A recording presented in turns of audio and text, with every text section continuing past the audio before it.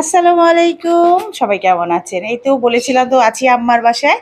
তবে পোস্ট দিয়েছিলাম। তারপরেও যেহেতু এখন আম্মা সহ আছে, তো বলছি যে ঢাকায় এসেছিলাম আসলে আপনারা তো সবাই জানেন আমার মেয়ে ডেন্টাল সার্জন হয়েছে।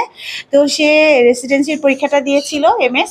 তো গতকালকেই সেটা হয়েছে সকালে এবং রেজাল্ট হয়েছে সন্ধ্যা ৮টায়। তো আলহামদুলিল্লাহ এক চান্সে সে সেটাতে পার করে ফেলেছে, পাস করেছে এবং খুব ভালোভাবেই করেছে। তো সেজন্য আমরা খুব খুশি। তা আম্মা বলো তোমার কেমন লাগছে তোমার নাতনি যে একটা ডিগ্রি নিয়ে ফেললো? আমি ধরে তুমি বলো, ওদিকে তাকাও।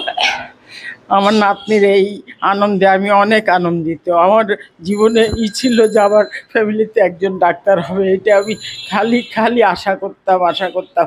পরে আমার বড় মেয়ে সেই আশাটা মনে ধরে তা আল্লাহ রেখেছিল। পূরণ করছে, সেটা সবকিছুর মালিক হচ্ছে আল্লাহর আল্লাহ। আল্লাহর রহমত।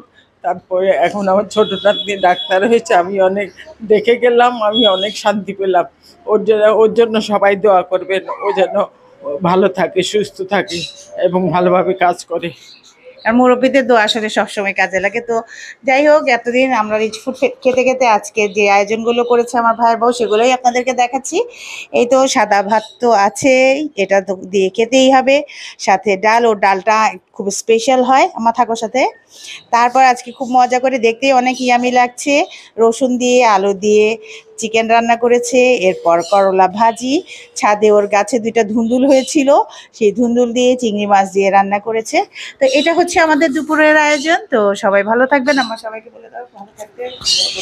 সবাই ভালো থাকবে, দোয়া করি সবাই যে আমার নাতনির জন্য দোয়া করবেন, ও যেন মানব সেবায় ই করতে, মানব সেবা